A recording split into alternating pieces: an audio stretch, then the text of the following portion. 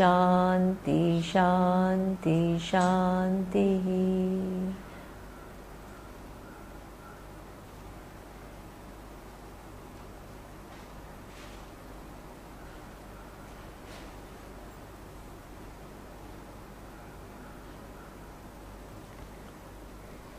Okay, so we saw last time are extremely important to understand how the equation works. Okay, because if you try to resolve an equation at a wrong point, what are the wrong points of resolving the equation? One is to say that when I say Tattvamasi, wave is not equal to ocean, right? That is very, very important thing, because if you start thinking you're God, you're gone, right? So that means there is something which is resolved at the level of forms. Okay, now if you move from the Vachyartha of I, which is this individual, okay, so that means you have moved from wave to water, right, in this example. Yes. And if you keep your understanding of Ishvara as just the ocean, then that I'm water, I'm bigger than the ocean. I'm the truth of the ocean. That's again a wrong point of resolving the equation. People don't understand Vedanta accurately. Okay, so that means there is the truth of that ocean which is equally water, right? You're not bigger. Okay. And in terms from the last two verses, what we saw was a very significant part of whole Vedanta. Where does it all end? Where does it all resolve? Wave is nothing but water. The ocean is nothing but water. Water is free from being both the wave as well as the ocean. Okay, but an enlightened wave who understands that doesn't become what? Bigger than the ocean or equal to ocean either, right? So the point of resolution is a very, very significant understanding.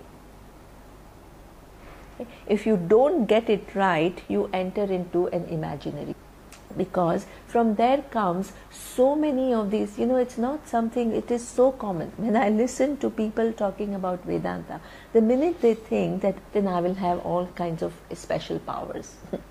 This is related to non-understanding of the equation, or to think that the world will operate according to my wishes. And that then the other thing which is a very significant thing is Ishvara is only till I understand the final reality. It is only a provisional thing. These are all significant mistakes that people commit. It is like wave saying that ocean doesn't exist. It's not true. Or ocean is an interim the water, and water is me. That is very, very dangerous. But another huge sort of wave, the I, which is the water in the wave, exists free of the wave. Absolutely. Of the waveness. Yeah, absolutely. Eternal, yeah. That sense of smallness, yes, that you are stuck with. Absolutely. That's why it's an answer to a very fundamental question of human existence. In other ways. Which is something which is a total paradigm shift. Yeah. Which is a completely different way of looking at the problem. Absolutely. Very good, Arna. As Ishvara goes, the water is Ishvara and the ocean is Ishvara. Excellent. Yeah. So that means, okay, now that's a very good question. The way we take it is, ocean is aware of this reality. Ocean is not confused about the nature of ocean as being free from oceanness also. This is what this verse is all about. Water. Oceanness, so that's why it's water. Water is free. Exactly. So that means the real nature of ocean is reality Ishvara is not confused about. Okay. Therefore, when you come to the whole teaching, But actually, that the ocean is also free from oceanness. Yeah, and in fact, the That's knowledge very, very comes from which is Ishvara. the same thing that I'm saying, that the wave is free of the wave. Yeah, ignorant about it. Yeah. But the wave is ignorant because of Maya. Please understand, it's very, very important. right? That veiling aspect. That's why if you want to remove the ignorance, what you need Ishvara in your life. As I told last time, the opportunity to learn, where does it come from? It's not that you go in the daylight with a torch and look for a guru. Okay? As I told, and you were here, and whatever you were doing and engaged and busy and whatever, who puts us all together? Series of events. Possibility to learn is within Ishvara's order. You can't ignore that. Okay? That you get a right teacher who is another huge grace. So many people have listened to Vedanta for years, and they were all messed up because somehow either the teaching. So even at this time, you always had a choice of who to learn from. Yes, Arna's called you, but there are so many people who are available who are Vedanta teachers. What? Partly your free will and partly the arrangement, partly the order. What they say is, in order for you to come to Vedanta, it to strike some chord within you. Because initially it seems like it's talking about something so different than what we are used to. For you, 2.5 hour talk, introduction talk, so many people came, right? For some it was fascinating, but it stood at that. For some people, they said, okay, now I want to look into it. So what accounts for this difference, right? So that means part of it is your free will, part of it is the grace.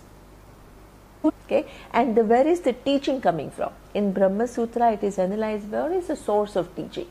The very source of teaching is Ishvara. Just like Ishvara or the veil, here it's exactly the same. Okay, Ishvara is in form of the whole universe. Okay, and Ishvara is not confused both about wave being not separate from waveness and oceanness. Okay, so the teaching, oceanness, that means that the form is mithya. Form is mithya, the content. They are free from tableness. Tableness in the sense that the table has a dimension, right? It is this height, this width, whatever, right? So that the wood is free from tableness. Okay, so this is the reality which is known to Ishvara. That's why the source of this learning is Ishvara. Okay, the teacher comes to you and explains to you, and that you can actually understand what is being talked about, that whole possibility upon the effort that you make, how much you progress in that inquiry. That is also within the laws of Ishvara. When this final understanding will hear, there is no vagueness, there is no doubt, there is no ambiguity. There is never a time that somebody says and you are thrown off, right? That whether you are able to convince the other person is another of the other person, but at the same time you are not thrown off. It's not like, oh, I don't know how to answer that question. Okay, so that clarity also then depends upon Ishvara. So you need Ishvara. This is why when you're chanting Gayatri Mantra, what are you doing? You're asking for help. You're saying, I'm making my effort, right, to live help. Because I'm sometimes so caught within my framework and people find it so difficult to go beyond it. Okay, I just, a person who's so used to this new age California style Vedanta. Okay, and the whole approach is, I'm only interested in knowing. For them, they said, yeah, dharma and all is all at a relative level, but I'm not interested in relative level. So that means they don't want to align themselves. What we are saying is, unless you're aligned on parts, you're just getting into some kind of a mindset, which is, according to psychology, it is called this whole problem of dissociation. Dissociation means you just ignore your relative existence and the laws within which that relative. Okay, so therefore Vedanta is, and with that kind of a disposition, who just wants to not inquire into this whole big thing is just not available to understand the final reality. That veil will not be lifted for this person, how much ever the person tries. Responsible teaching. So much of the teaching is about attitudes, values, taking care of your emotions. You can't bypass that. All the way you need help of Ishvara. You can make your effort, and you need help, and you evoke help. That's how grace is not something which is just randomly earned. Grace is also earned. This is where our teacher says pray. Why? Because you can use your free will, and you always use it to what? Maximize your possibility of getting things that you want. That is in maximizing, trying your best. Okay, there are so many things which are beyond your control. So many things. Okay, so you will always feel helpless because you can't control all the variables.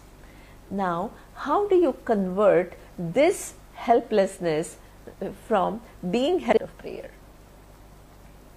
That fundamental helplessness, you have no other way, because you can only work with your known variable. You have not, and the only way to be proactive about that unknown variable is through a prayer. You recognize that there are others are not random, that there is this order which is much bigger than what I know of, and you ask for help, and that result is what we call grace. It will change the configuration of the result. That is one success and a failure. I think in last Sunday Times there was this article on numerology, and I don't know what, there was this, and he was talking about, you think smart and to do well in this and that, and he says that if you actually study the lives of people who have really succeeded, many of them were school dropouts. So he says that there is something, he was doing his own thing, right? He was just talking about, he says that there is something else we call a success or not a success. All the known variables to you, there is not such a strong correlation as you think it is. Okay, so this is what we call this prayer. That is what makes you a person who is going to be balanced. You make all your effort, and then for the unknown you make one more effort, last effort, which requires for you to understand the world and how it operates much more than an average person understands. This, as a result of this understanding, what is the disposition of that person, that is explained in chapter 10 verse 41. Okay, it's a very nice verse which says, Yat yat vibhuti mat sattvam shri. So you will chant after me. Yat yat vibhuti mat sattvam shri madurjitameva tattadevavagachatvam mama tejomsha sambhavam. If you understand really even the fact that all that is here, before the very fundamental vision was, I am separate, everybody else is separate, and Ishvara, if there is an entity, Advaita means non-duality. Dvaita, duality means, what does it mean? Duality means Jiva, Jiva Bheda. Technically this is what it means. Okay, one person is separate from the other, Jiva, Jiva Bheda. Jiva, Jagat Bheda. Jiva is a different entity than me, and I am operating in this world which is other than me, and I am trying to manipulate the world. Okay, so that's Say it again. So Jiva, Jiva Bheda. Technically, when we say Dvaita, this is what it means. Okay, people use this duality and non-duality in all kinds. Jiva, Ishvara Bheda. Okay, individual is separate from Ishvara. Okay, so now even if you think that the whole world comes from Ishvara, and that world is separate, and we all are brothers and sisters, but we come from Ishvara, which is an earth. Which difference? Jiva Jiva Bheda and Jiva Jagat Bheda, but you still have Jiva Ishvara Bheda. So therefore, you are still in duality. So that's points, but until you resolve it at all three levels, you are still Dvaitin. You are still into duality. That's what. Okay, you have Sankhya, you have Yoga, you have Vaisheshika, you have Nyayika, you have Purva Mimamsa. So all these different people, they are looking into Veda and they are coming up with their own. It doesn't resolve. So they still fall within Dvaita. Okay. We will look into it a little bit when in this question. Arjuna asks a question, Prakriti Purusha. I will introduce a little bit of Sankhya philosophy, Yoga philosophy, and what it says and how it differs. This I don't, depending upon where I think they are, but here I will do. Okay, it is slightly technical, but listen to it because it's interesting. Okay, but so this is what he says now. Here in this verse, when you say Advaita, Advaita means non-duality. Okay? Non-duality then means you have resolved all the three differences. Okay? When you resolve all the three differences, what is your outlook when you deal with Jitamevava? Wherever you see any glory, wherever you see anything which is outstanding, wherever you see something which is doing its job, okay, so that means nothing is separate from Ishvara. Some artist has an amazing tendency, capacity to paint. It is not that, oh, she is only material because she is modern art, right? She is only material. You don't have this kind of a dichotomy, that kind of it as part of Ishvara's glory. When you're studying physics and somebody is understanding the equations well, that is also what? Grace of Ishvara. The person is, when you are a doctor, okay, you understand what? Human anatomy really well, and you use your skills to what? Put it back in order. Your thing is a way, all the glories, any accomplishment by anybody in any field is not away from Ishvara. The possibility is because of Ishvara. You're collapsing those possibilities is Ishvara. The knowledge about which that you were not aware of and that you use your free will life is aligned with the presence of Ishvara. Okay? If you really understand this is something which is generally, when you think that there is a separation, what is unfortunately, why do people have jealousies? Okay, the invokes in you what? That smallness. Okay, that somebody, if you didn't value that, it would not, you would not be jealous. The very fact that it has it in bigger measure than you do. Okay, so that reminds you of your smallness much more, and you cannot stand that smallness. What you cannot do is stand that small. Compensation for that, what? You need to feel good, you need to bring yourself back into equilibrium, you criticize a person. That is the first instinctive response. Okay? Then back to your some normal level of well-being. Okay? So this is why putting down, criticizing, gossiping, it's all, we derive so amazing how we are, right? When we see somebody suffering, okay, sometimes it evokes some kind of a satisfied self in us. It's very, that is what we call the whole problems, and it is kind of hidden as some compassion. Okay, that you are caring about them, so you're talking about their problems and you're talking about that. But it's actually, sometimes it is you feel good. Okay, somebody's suffering makes you feel good because all your suffering, what happens? You feel, grateful that you're not. The suffering that you have, you say others also have suffering. It is actually a comfort.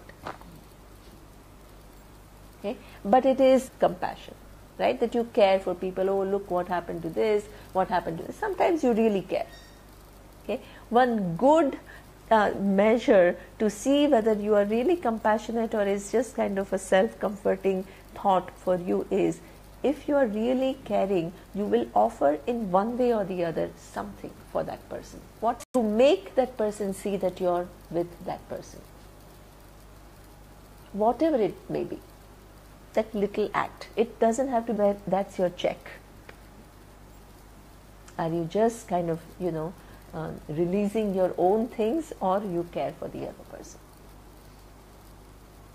Yes. Because these behaviors tell a lot. These are unconscious behaviors. You are not even aware, but this is what guides you. Okay. Now, imagine how to deal with your jealousy. What will they tell? Others have some talents, you also have some talents, you work on yourself. Psychological order, they understand it is not you, it is everybody's problem. As long as you have this bheda, jiva jiva bheda, jiva jagat, don't have a complex that, oh my God, I'm like this. Everybody to one degree or the other has with it. Okay. We incorporate psychology because for us psychology is what? One of the manifestations of order of Ishvara. Okay. But we go beyond psychology of Ishvara. That's another level. Okay. You see bigness of a mountain. You don't feel small. You small. Okay. You see blooming of all these gorgeous flowers and all these different colors. You don't feel small. Why? You see it as nature. We call it nature. And you say nature is so beautiful. But I think it's also that emotional connect, because if you see like a fabulous singer, or Yeah, you see a exactly. So that do. means absolutely. Yeah. Right? So now from this mountain, very good, excellent.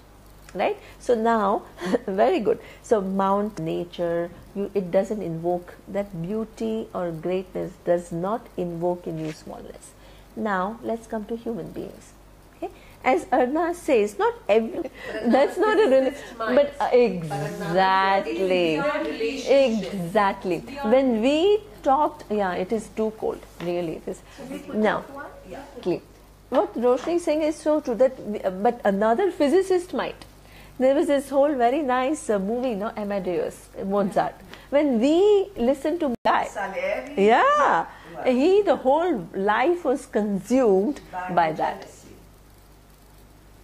Okay, so that means, where does the emotion of jealousy gets evoked?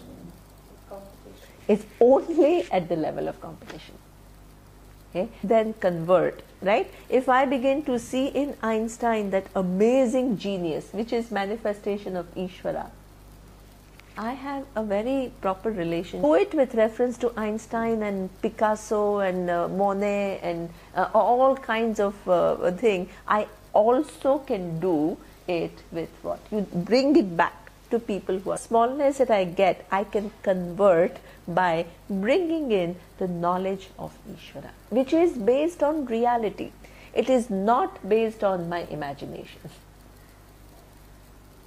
I can everywhere where there is something which I have value for, I can convert it into that what?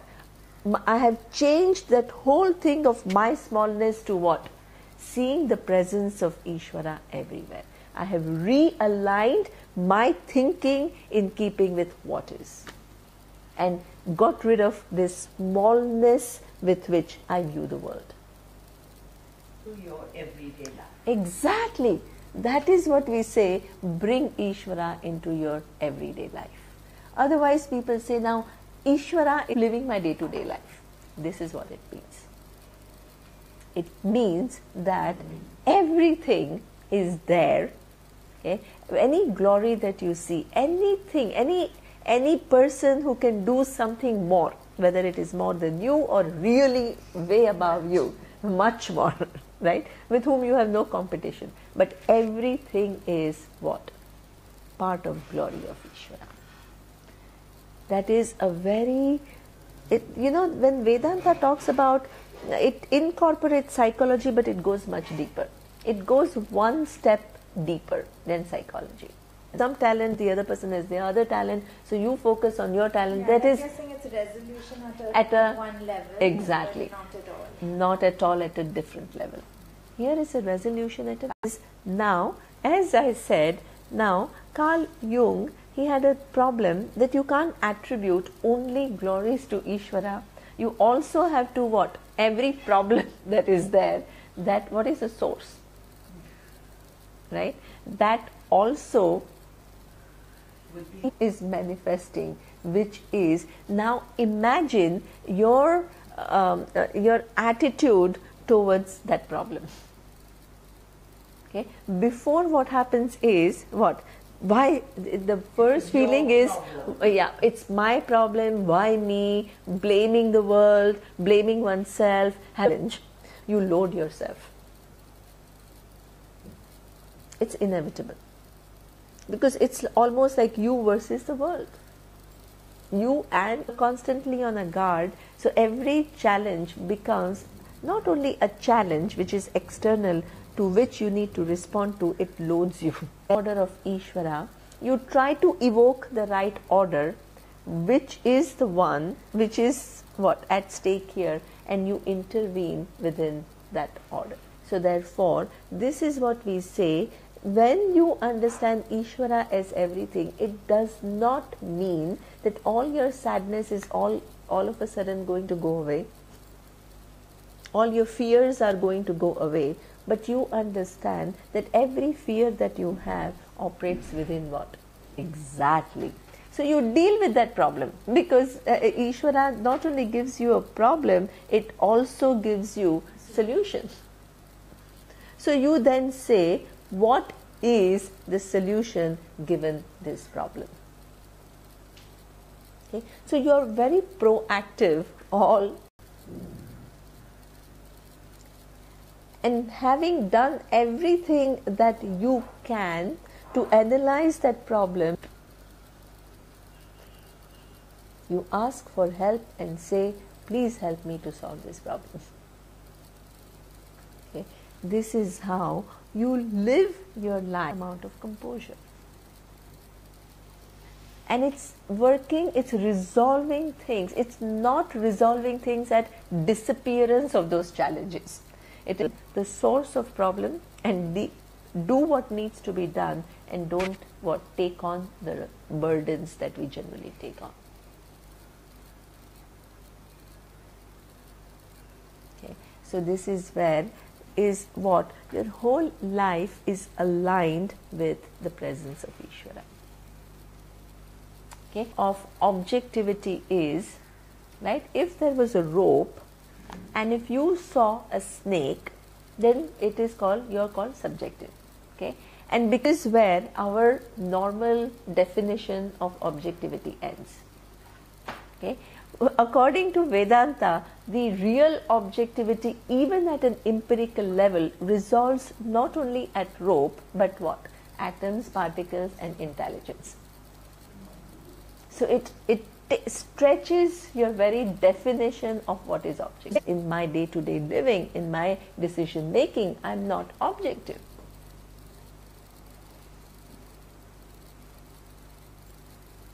Ishvara as really what Ishvara is, not your imagination of Ishvara, is part of objectivity.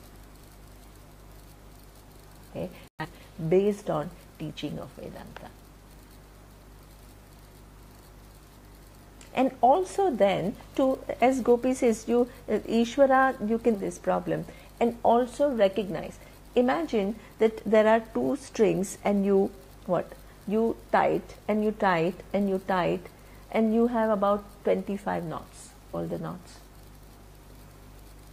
It will take time. It will not be just like that, right? Emotional entanglement is like that. Okay. Many people tell me when they listen to Vedanta, it's amazing how many people tell me. They said, when I was young, I was almost like what you were telling me. Everything which was all wrong. And it got reinforced right? The wrong thing got reinforced. I almost became not in touch with my real self. So now I have to come. Okay, but now that you have reinforced all the wrong, to come back to yourself is not that easy. Even if you recognize. That if you see a child before a child goes to school, Cool, yeah. the minute a child goes to school, the knots, I mean, there's lots of good things, but I'm so happy you're saying this, because my teacher vehemently is saying this. He says, no child, he is so vocal about child should go to school before 5. Because you think that you're I think sending. that's very, very important. And it used to be, and then this ridiculously right. And he says you don't even realize how much damage. You think, oh, it's just going to play. But how many knots they pick up it's just incredible. I'm so happy you say that, because he's like, he's a big person and he gives talks to like thousands of people, kind of strongly, that you're destroying the child. When you're sending too young a child you create all these knots. And this and that, but it damages the child. Because he doesn't have time to this, the fear, the do this, do that. It just restricts him before he's had time to develop. Absolutely. To That's develop these. exactly what he says. Exactly what he says. That you overstuff and you kind of, it's like exactly when we say that the mangoes, everybody says, oh, they are not good nowadays because you put all these gas and you try to ripe. It's exactly like that. You interfere with the natural process, and what happens?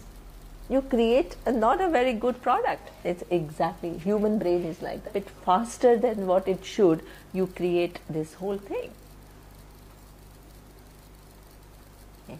So therefore, it is all about just reorienting your whole understanding, and that takes time. Nobody can get over any emotion, any trauma, any this thing that is not understanding the laws of Ishvara.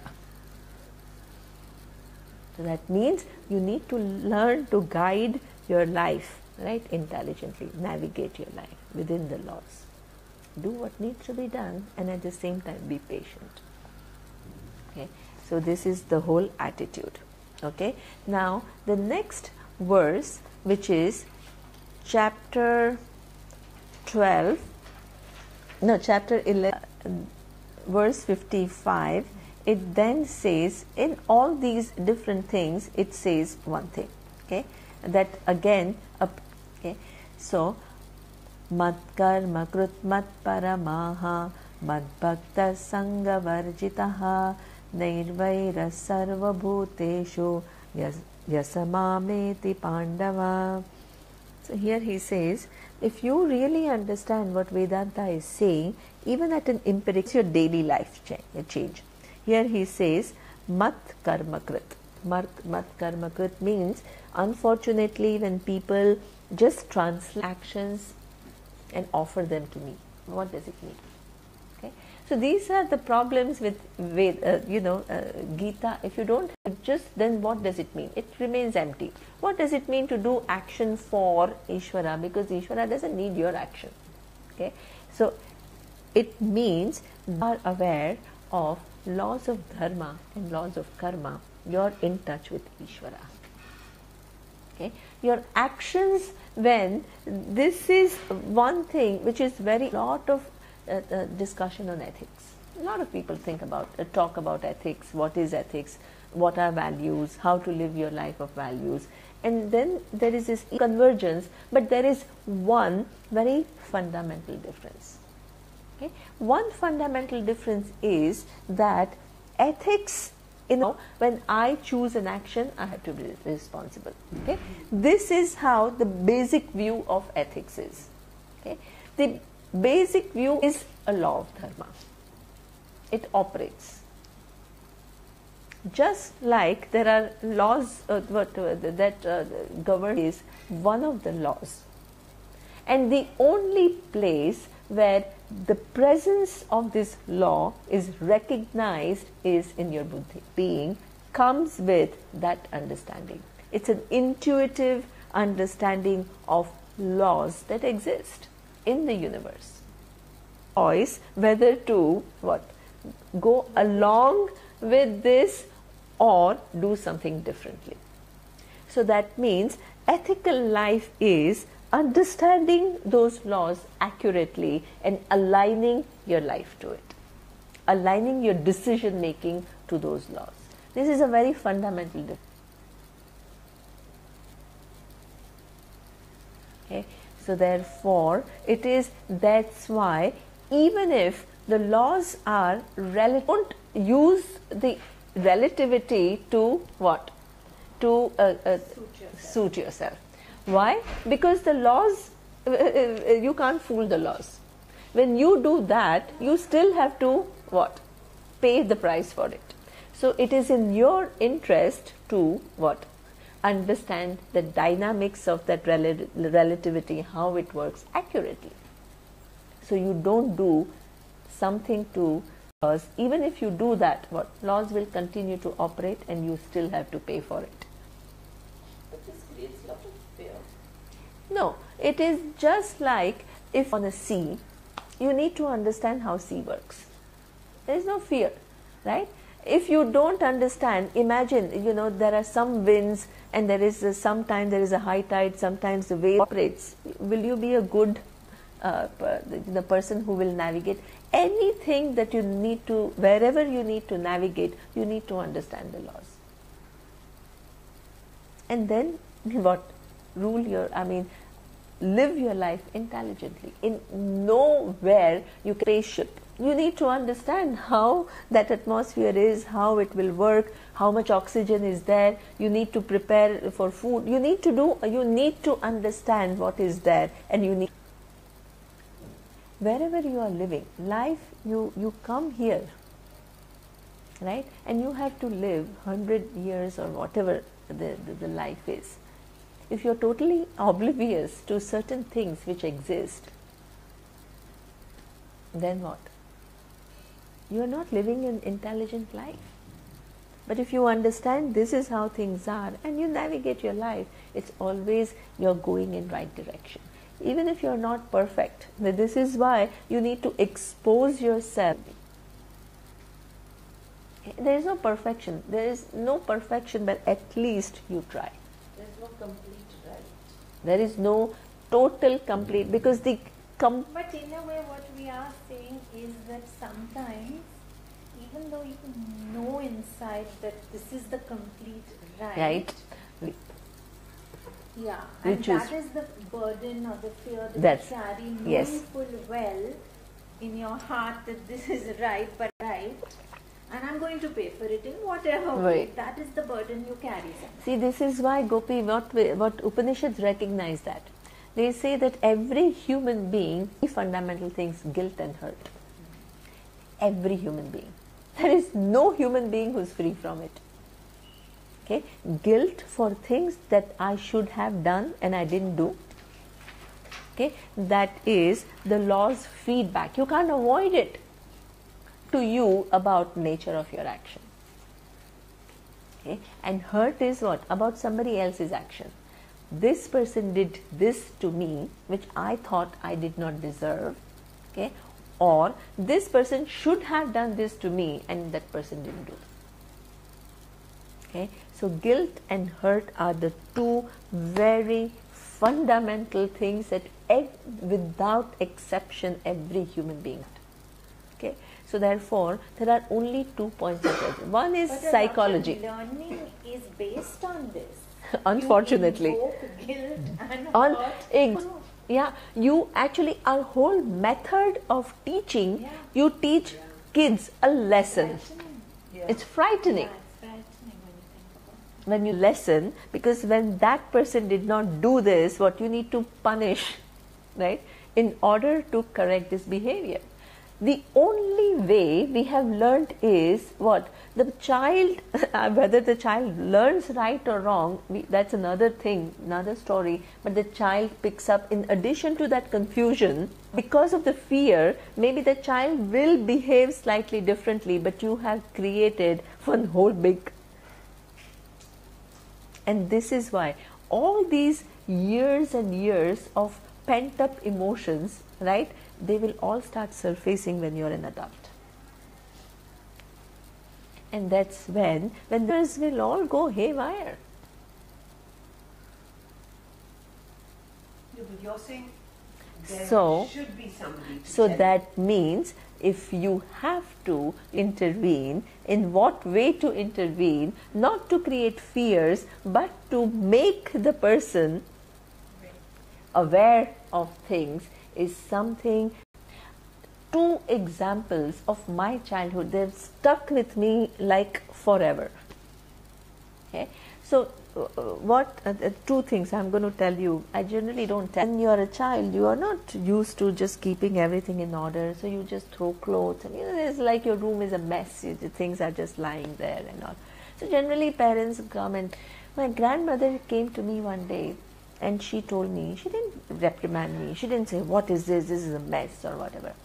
She said, "You know what? How you keep your surrounding." When she told this to me, I said, "Oh my God, I don't want my mind messed up." So I want to keep all my surrounding proper and clean. That's Okay. when my So son sent me a message of Einstein's table. The house table was totally messed up. Totally messed up. And when I told him that he was studying for some whatever. yeah. I also received it.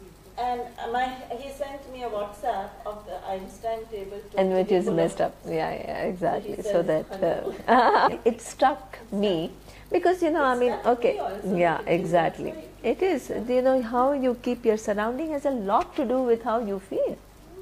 Okay, that is the other than whatever, right? So generally, what parents say, don't eat this, and you have to eat this healthy food and this and that. She told me one thing. She said that what, most of our eating habits, the taste buds, and how long the food remains on this tongue. How long? Very short, and then decisions. You can't just pay attention to only one aspect and ignore the rest. That's pretty smart. That's a good That's very You know what good. Mike said, there's that one organ in the body, if you control it, Yeah, you're going to be set for life. One is your and it's the tongue. It's your because tongue. it's the taste, Taste. and your speech. yeah, absolutely. Everything So, these are just small examples, right? To show that you need to, as a parent, you need to influence the child and find ways. But at least you have to try.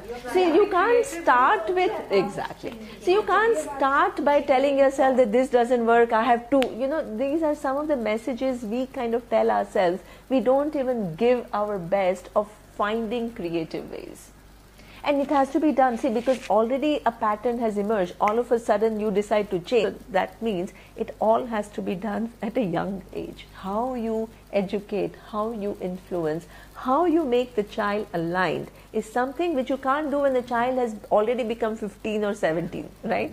You have to do it at the right age, right inputs, right perspectives. So this is where I keep telling people, even in Bangkok we were taught parenting or whatever. I told the people that your idea of a good child is an obedient child. Obedient child means the child follows whatever you say. This is a wrong idea of you're making a child, imagine, is just following exactly everything that you say. You're making a very mediocre child. Child is not capable of thinking.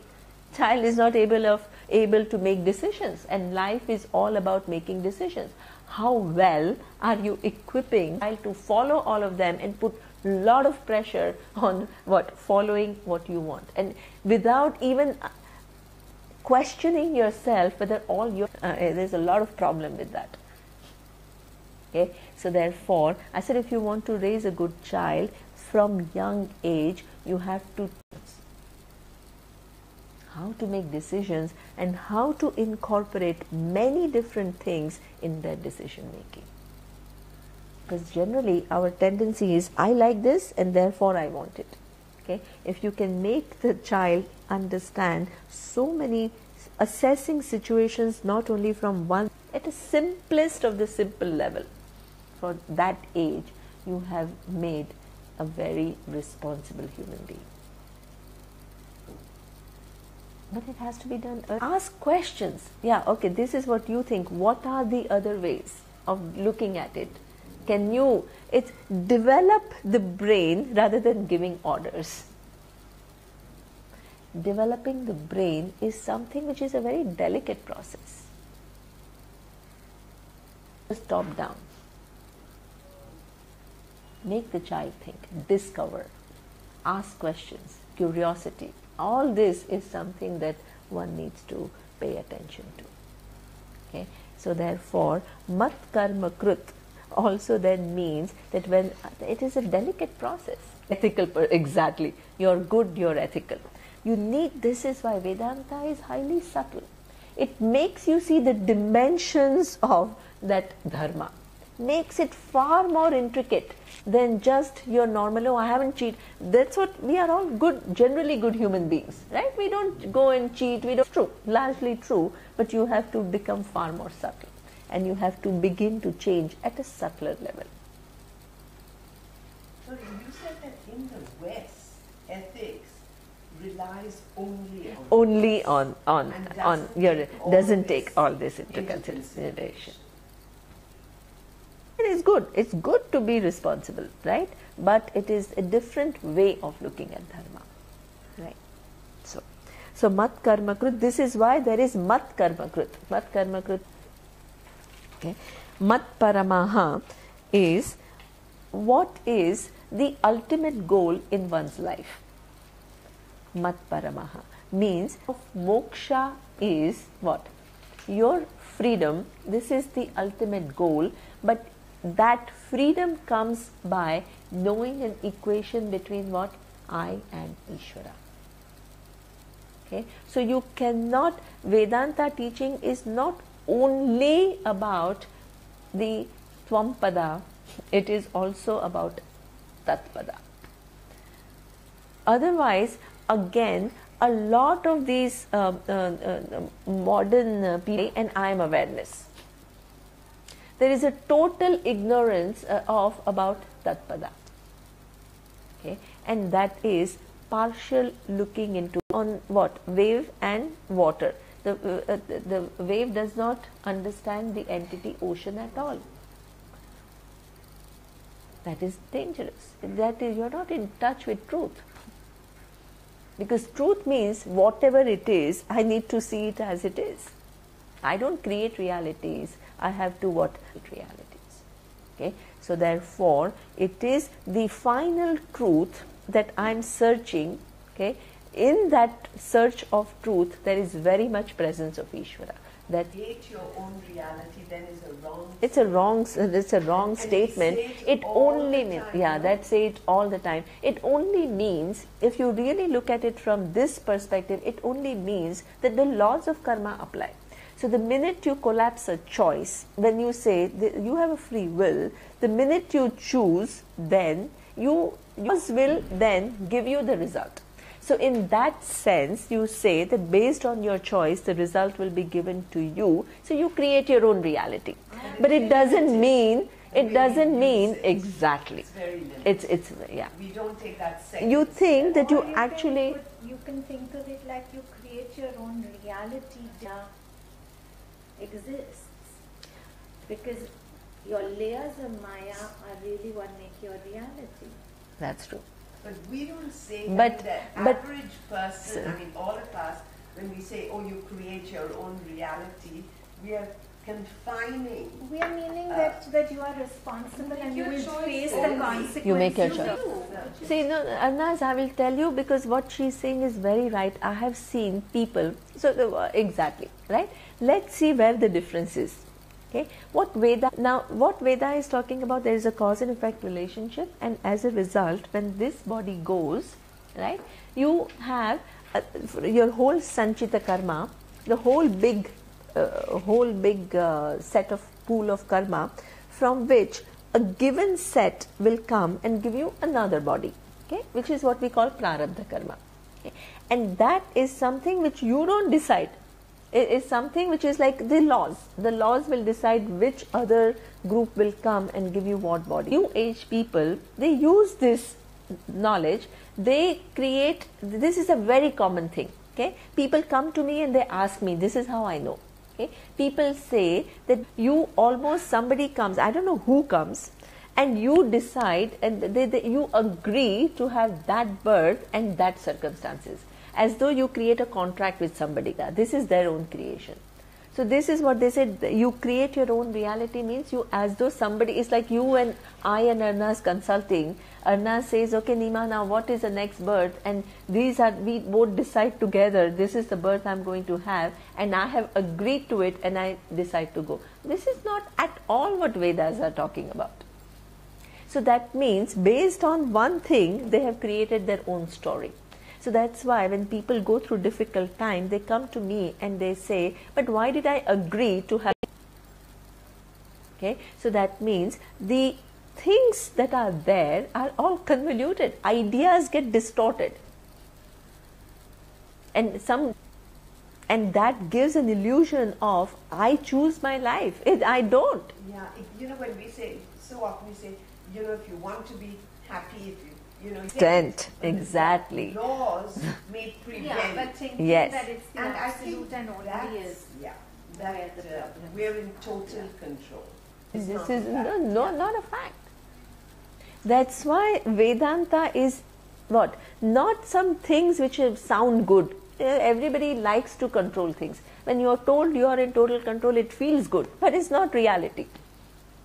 Okay, so therefore Vedanta is not about just, I'm not telling you what you like to hear. Okay, the whole job of Vedanta is to make you see what is, so that you can what?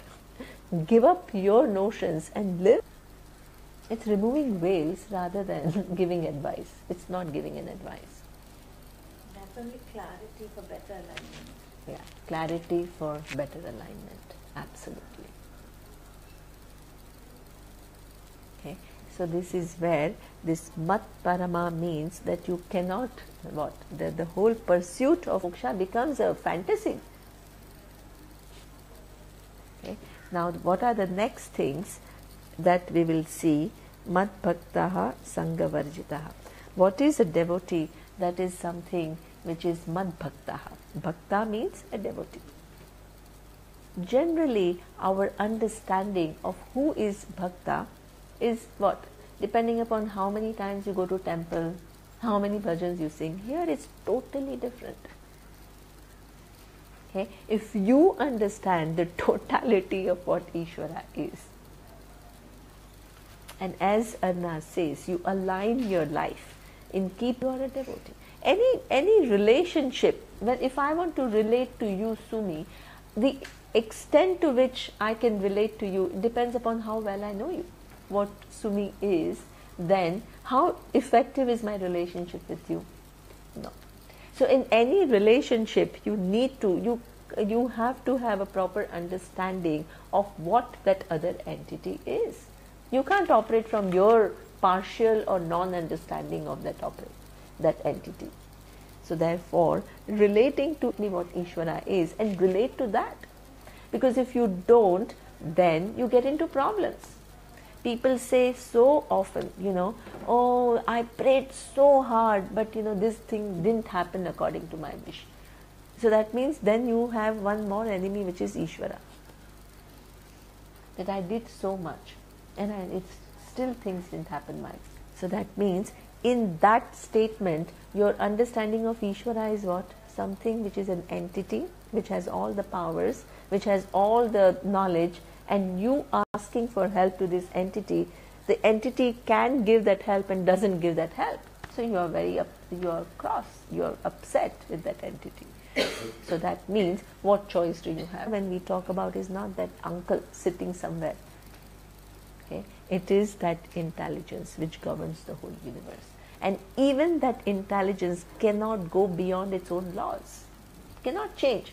You can't say that when you see somebody falling, okay, and you pray, you have to what? Not only pray, but you have to go and do something which what? Understands the law of gravity and works, finds a solution within it.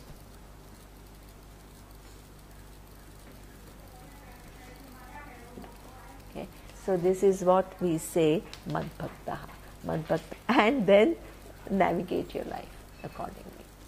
Okay? And as a result, just one last thing, nirvairaha. Nirvairaha is one thing which is, if you see Ishvara everywhere, okay, then there is one thing, this animosity, relying things will resolve. Okay, because there is, at times we have resentment towards people sometimes that we love the most, because they didn't do all the things we wanted them to do. Okay? And that, as I told you last time, it governs our whole life, whole relationship, everything. I think in this class only I told, I don't know which class I told, that this woman, a whole adult life is all based on that implicit assumption. Okay, so therefore there is this resentment. This through Ishvara? This is just yes. Of course, you evoke this psychology, and you understand that right now, laws of psychology. I'm feeling like this because this is what I went through. This is using psychology, right? Now, beyond that, you need to do two things. Okay, go more fundamental. And you have to understand, because the person wanted to be mean to you, but that person had their own exactly set of issues. Okay, and then they, how did they get those set of issues? Because of somebody else, and then somebody else. This is how we create legacy. You are fundamentally free, so you don't need to be bound by exactly. all of So that. You have to exactly. So that's if that person was helpless. That person did not do something mean to you knowingly. Okay, because most of the hurt that we can't even speak up and say, oh yeah, it is my mom. You know, that girl, she could not even do that. You try to think that, oh, my mom is loving you, but it's all these things which are there. There you say that behavior came because of she or he had their own. That is the first step. You let go in your understanding of Ishvara. Increase the scale. Okay. Then the second step is, right, what Arnaz is saying, now when I have to make choices, am I going to be governed by the strength of emotions that I'm, or it is going to be based on what? My understanding of my clarity. This is how at both levels you free yourself. One is a very proactive way, where you don't choose to behave and fall within this habitual way of looking at things and viewing things. You help yourself when it comes to present decision making, but about the past you understand, you take it so far back and you resolve it all in Ishvara, without blaming one particular entity within causes. You resolve it. When you resolve it, it's not that you don't understand that the mother or father or cousin did it, right? We are not saying, oh, everybody is wonderful. That is wrong. But you forgot. But you see the whole perspective. You see a bigger. You know the from. Exactly, Roshni. And it doesn't matter. It doesn't matter. Because they had their own causes, and that is free of it, or you need to be free of it. Exactly. Because you don't understand the totality of it, but you know it's not random. It's another good one. And now, effect of that behavior when you have to make your decision making. That's a delicate process. This is how you free. You have to free. Because that person did something, but resentment is your problem. You're carrying the burden of that. Okay? And whole thing, nirvaira means, does not mean that you find that you say everybody is wonderful. These are all silly ideas.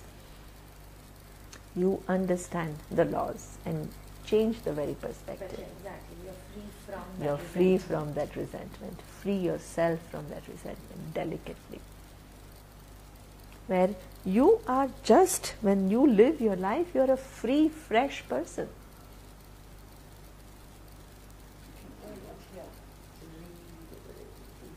Liberated. You do it all the time.